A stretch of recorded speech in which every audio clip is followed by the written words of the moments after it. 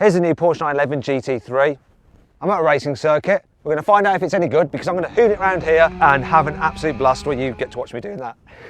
No, seriously, in this video, I'm not only going to just drive it on track and enjoy myself, I'm going to tell you all about the upgrades on this new GT3 over the standard 992 version of the Porsche 911. Of course, I'm going to hoon it around a bit as well and launch it to see how quick it is from 0 to 60 miles an hour and over the standing quarter mile. I'm Matt Watson and you're watching Car Wow. Buying a new car? Then head to Car Wow and my team will help you find your next car at a fair price. Car Wow, your one-stop car buying comparison site. Let's start this video by talking about the price. The new 911 GT3 will start from £128,000. Now, this is the point where I'd normally send you to Car Wow to see how much you could save on one, but you can't outright buy a Porsche 911 through Car Wow right now, but you can lease one through us, and if you want to do that, just simply Google Help Me Car Wow. You can go to Car Wow and me and my team will help you choose the right car for you and get it for a fair price from one of our trusted dealers. What I've done anyway is picked a really cool, fun driver's car which you can buy through Car Wow and you can save some money on. I'm not going to tell you what it is, secret. If you want to find out what it is, you have to click on the pop-out banner. It's popping out now. I've picked it personally. It's one of my favourite choices for that price. Now let's talk about this car's design because it is heavily modified over a standard 911. The most obvious change is this huge rear wing which has this odd way that it's mounted. Now this is called a swan neck design. Can you see that? Now the reason they've done that is because by having the brace for the wing over the top rather than underneath, it improves airflow and it means that they can produce decent downforce without having to give the wing too much angle of attack. And too much angle of attack does affect your top speed. It causes drag. This minimises it. That's why this car can do 197 miles an hour. Now, if you don't like this wing, don't worry. There will be a touring version of the GT3 available, which will just not have a wing like this at all. Underneath, there's a little ducktail wing as well. Look, I like that. It's built into the actual bodywork. We've got 4.0 on there to signify the engine's capacity. GT3 badging there, which you can delete if you don't want that. And then the GT3 gets completely redesigned rear bumper. Wait a minute.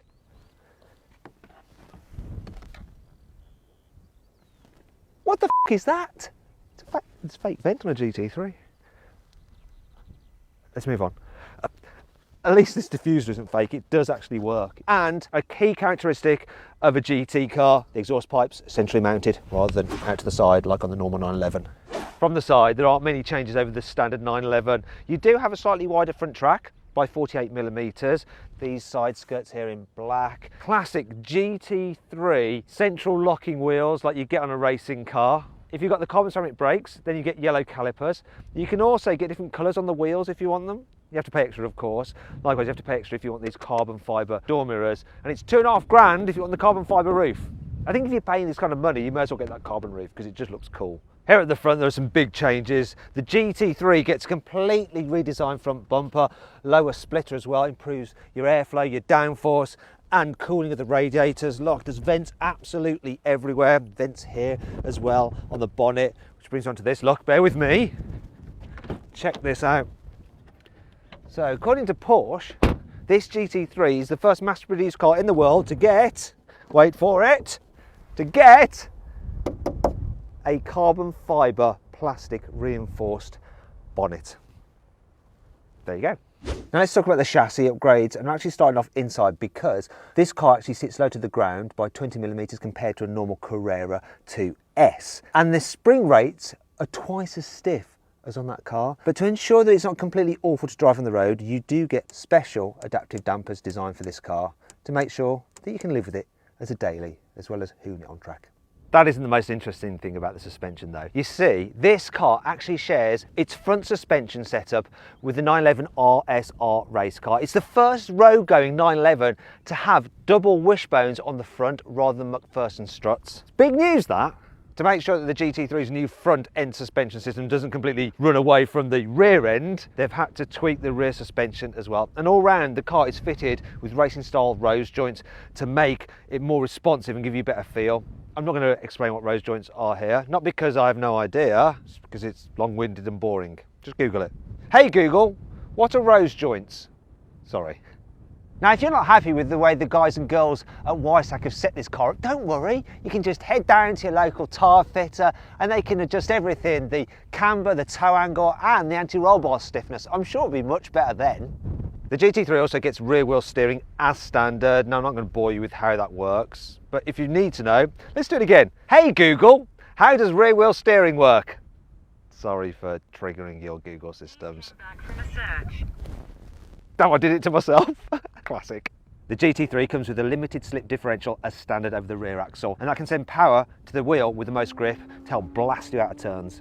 The GT3 has some seriously big brakes. As standard, you get steel discs, and at the front they're 408mm in diameter, which is the same size as the brake discs on the turbo. Though on the GT3, they're 17% lighter and they're internally ventilated rather than drilled. This car actually has the optional carbon ceramics. Then you have 410mm discs up front, gripped by 6-piston calipers. At the back, 390mm discs gripped by 4-piston calipers. Let's see how good these brakes are. I'm going to do a full emergency stop from 70 miles an hour. See how long it takes to stop. Here we go. Oh, the ABS is going crazy. Right, it stopped from 70 miles an hour in 41 metres. It's impressive. Now you obviously want me to launch this car and see what it does to 60 miles an hour and over the standing quarter mile. Well, that's coming up later on. Let's crack on with the rest of the review first.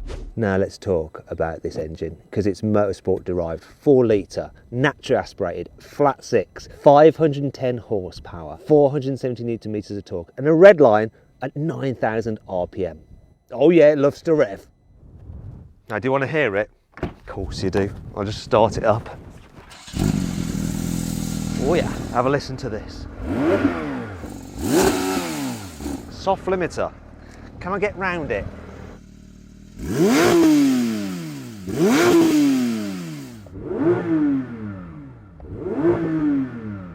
The old Porsche GT trick of putting it in drive, pulling up both paddles, and then it lets you rev it out while the car's stationary.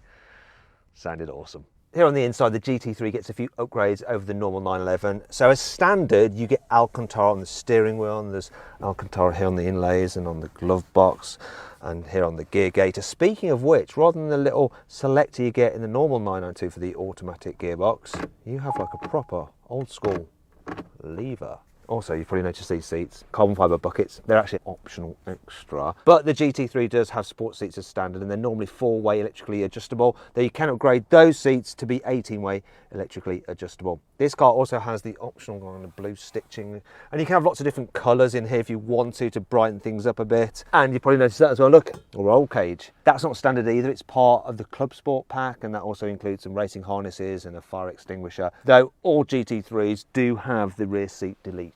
Yeah, you can't really take rear passengers in this car. They probably wouldn't enjoy it anyway, they'd be frightened. Obviously the GT3 isn't as practical as a normal 911, but it does have the same size front boot or fruit, and I'll illustrate it now by getting into it obviously. Look, 132 litres, which isn't massive, but I can just sit in here and I could take a little bath. However, if you need a hardcore track car with a bigger boot, you want to check out an AMG GT Black Series, and if you click on the pop-out banner up there, you can watch my full in-depth video review of that car. And that brings on to 5 annoying things about the new Porsche 911 GT3. Now, unlike the Mercedes and some other track-focused sports cars, with this GT3 you can't vary the amount of traction control you get between different degrees. It's either on or it's off. You can mix and match with the stability control, but there's no variation. It's just, yeah, like I say, on or off, that's your lot. Unlike the Turbo S, which has had a huge power upgrade going from the 991 to the 992 generation, this GT3 hasn't. It's only got about 10 horsepower more than the old car.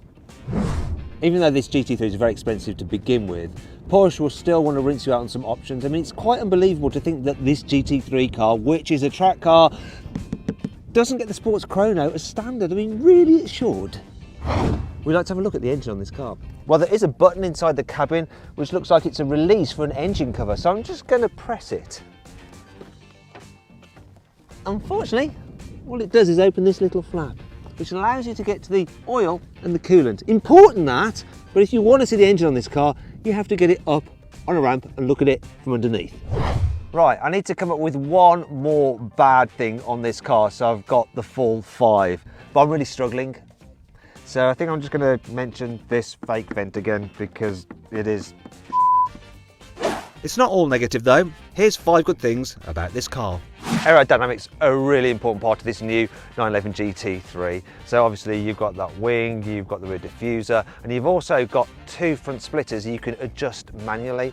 Now, as standard, this car has 50% more downforce than the 991 GT3. You put that rear wing in its most aggressive position, it has 150% more downforce. The gearbox also saves a bit of weight. You see, this PDK dual clutch automatic gearbox has 7 speeds, whereas that in the normal 992 has 8 speeds, 1 less ratio, equals a little less weight. It's also faster shifting as well. Plus the gear selector, look, you can use it in sequential mode, move it up and down like that if you want to change gear that way rather than just using the pedals. Yes, the car isn't happy because I've put it out of park while we're stationary. Of course, being a GT3, you can get a manual version as well if you'd rather have that. Instead of Porsche's usual normal, sport and sport plus modes, there's normal, sport, look, but then there's track. And what that does is kind of change the amount of information on these 2 digital screens, just so you can focus on the ones that matter, the rev counter and the speed.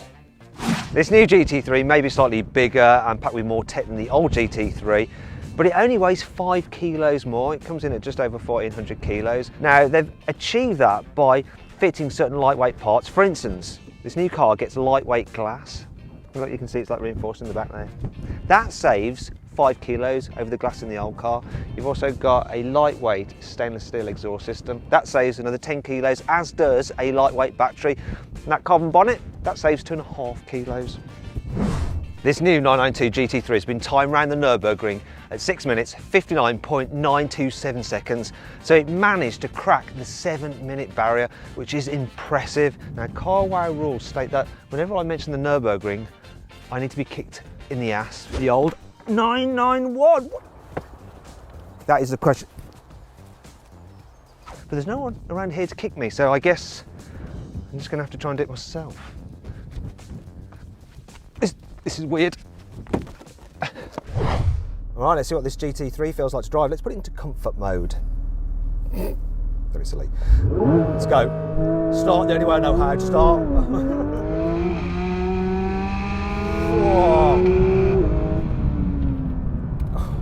Oh, the steering on it, so responsive. And you feel it like just scrabbling around for traction. It's like hopping like a cop car at the back end. Oh, the brakes are strong. You know, roll it in here, roll it in, be patient, be patient. There, it's doing it again, just hopping around. The sensations are so good through your arse. So good through your arse. Got to brake in a straight line here, otherwise I'll be in all sorts of trouble. Turn it in. Then be patient here, because I don't want to understeer. I want to balance traction, acceleration, because this corner, I need to just be able to manage that understeer, and it does a good job. Whew, brake hard here, hard. Clip the curb, that's good. Then chase the curb here on the power.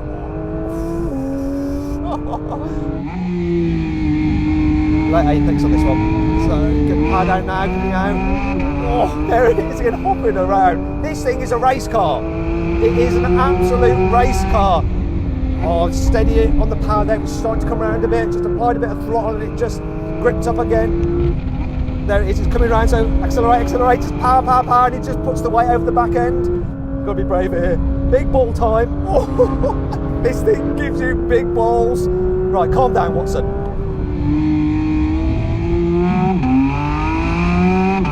It's just cornering so flat. It really is incredible the amount of grip it gets, and it just tells you exactly what it's doing. Hold on the brakes here. Feel the weight transfer. Feel it start to rotate. My GoPro's all over the place. It can't hold on. Looking through the corner. Oh, you can just feel it just hook up as the weight transfers over the rear axle. The tyre just grips into the track. We're going to lose a GoPro, people. What's going to happen to the GoPro? Yes! Stay on, GoPro! Oh, the GoPro. It's all over for the GoPro. So I think that's my time up. That goes to show you what this thing is like. This black tack is brilliant for just holding cameras onto cars, and it just couldn't cope. It couldn't cope with the cheese this thing can pull. Oh, I love that. Awesome. Now it's time to launch the new 911 GT3. Porsche says it'll do 0 to 60 in 3.4 seconds, but I think they might be being a bit conservative. Come on, specialist timing gear here. Left foot on the brake. Oh, that's wrong. Let's go. Oh, bit of traction issues there. What are we doing? 3.11. What's the quarter mile? Whoa. 11.1. So I didn't have a perfect start. Part of the reason is these tyres have cooled down a bit, so I think I could do better. Now, interestingly, when I did a drag race in the previous 911 GT3, I did a quarter mile in 11.5 seconds. So this car here has beaten that. It's also beaten Porsche's claim time of 3.4 seconds to 60, it's in 3.1. Not as quick as a turbo. In a turbo, I managed to do 0 to 60 in 2.5 seconds and the standing quarter mile in 10.1. Now, I actually did a launch in a 991 GT2 RS, and that took 3.4 seconds to get to 60 miles an hour. Just struggled with grip because it's got so much torque, and did the quarter mile in 11 seconds. Let's see if I can match that 11 seconds. Let's do it again. Right, what I'm going to do now is turn the ESC and traction off, see if that helps. 3, 2, 1. No, not at all. Will have warmed my tyres up though. Yeah. So, let's undo that one. Let's reset and go again with traction back on, but with slightly warmer tyres.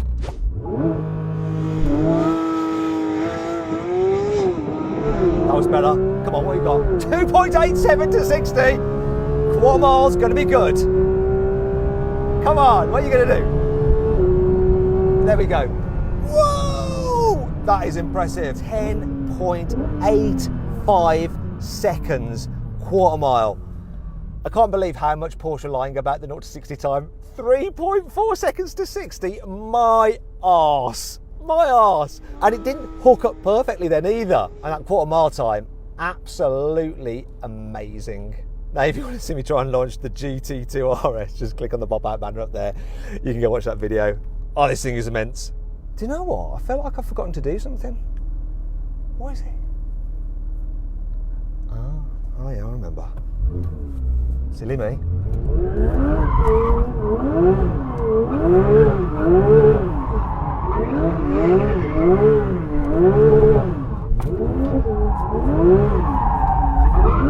Childish behaviour.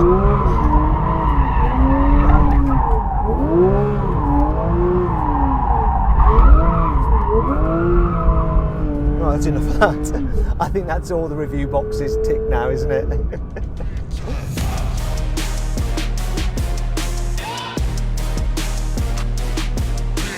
So then, what's my final verdict on the new Porsche 911 GT3? Should you avoid it? Should you consider it? Should you shortlist it? Or should you just go right ahead and buy it? Well, I reckon you should avoid the 911 GT3, because if you buy one of these, absolutely every other car you ever drive will seem boring. Actually, go right ahead and buy it and never sell it, and all will be fine. Hey, if you enjoyed the video, please give it a like. Also, let me know of any other videos you'd like me to do in the comments below. If you click there, you can watch some more videos, and if you click on that box there, you can actually sign up to the Car Wow newsletter, where we'll keep you up to date of all the latest news and reviews from the car world in between these video uploads. So just click on that, sign up, it's completely free, and of course you can cancel anytime you want to.